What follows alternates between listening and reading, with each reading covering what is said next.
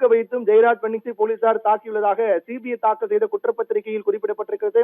ஜெயராஜ் பென்னிக்ஸை அடித்த போது நாம் அடித்து பழக அப்பா மகன் கிடைத்து விட்டார் என்று போலீசார் மிக கேவலமாக பேசியிருக்கிறார்கள் என்பதையும் இந்த குற்றப்பத்திரிகையில் சிபிஐ தெரிவித்திருக்கிறார். அதாவது தந்தை மகன் இருவரும் கொடூரமாக தாக்கும் போது அங்கிருந்த போலீசார் நாம் அடித்து பழகுவதற்காக அப்பா மகன் இருவர் கிடைத்திருக்கிறார்கள், அவர்கள் அடித்து பழகுவோம் என்று மிக கொடூரமாக மிருகத்தனமாக பேசியிருக்கிறார்கள் என்பதையும் இந்த நீதிபதி சிபிஐ தாக்கல் செய்த குற்றப்பத்திரிகையில் பதிவாக இருப்பதையும் குறிப்பிட்டு பேசியிருக்கிறார். சாத்தான்குளம் தந்தை மகன் கொலை வழக்கில் 30ஆம் தேதி தண்டனை விவரங்கள் அறிவிக்கிறார் நீதிபதி முத்துக்குமரன். தற்போது 9 பேரும் குற்றவாளிகள்.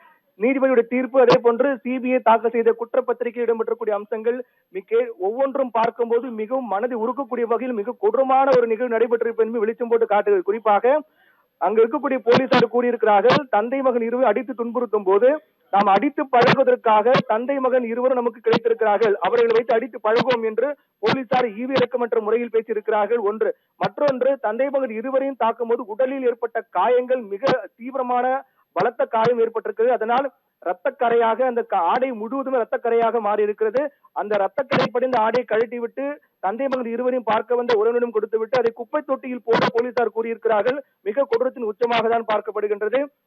இரவு முழுவதும் 10 நிமிட இடைவெளி விட்டு பென்னிக்ஸை தாக்கி இருக்கிறார்கள் என்பதை உறவினரிடம் பென்னிக்ஸ் கூறியதாக அந்த குற்றப்பத்திரிகையிலும் பதிவாக இருக்கிறது. அதாவது இரவு முழுவதும் 10 நிமிட இடைவெளி விட்டுவிட்டு கொடூரமாக தாக்கி இருக்கிறார்கள் என்று பென்னிக்ஸ் தன்னை பார்க்க வந்த உறவினரிடம் தெரிவித்திருப்பதாக அந்த குற்றப்பத்திரிகையில் பதிவாக இருப்பதை நீதிபதி சுட்டிக்காட்டி பேசியிருக்கிறார். ஒட்டுமொத்தமாக 200 முறைக்கு மேல் தொடர்ச்சியாக கணக்கில் கொள்ள முடியாத அளவுக்கு அவ்வப்போது தொடர்ந்து தாக்கிக் கொண்டே அடித்துக் கொண்டே இருந்தார்கள், அடித்து துன்புறுத்திக் கொண்டிருந்தார்கள் என்பதையும் அந்த பதிவாக இருப்பதையும் குறிப்பிட்டு பேசியிருக்கிறார்.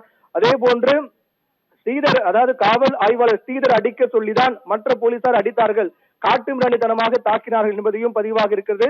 கம்பு மற்றும் கம்பியால் தாக்கியதாலேயே மரணம் ஏற்பட்டிருக்கிறது என்பது ஊர்ஜிதமாகிறது என்று நீதிபதி முத்துக்குமரன் தெரிவித்திருக்கிறார். இதன் மூலமாக 9 பேரும் குற்றவாளிகளுக்கான தண்டனை விவரங்கள் 30ஆம் தேதி அறிவிக்கப்படும் என்றும் நீதிபதி தெரிவித்திருக்கிறார்.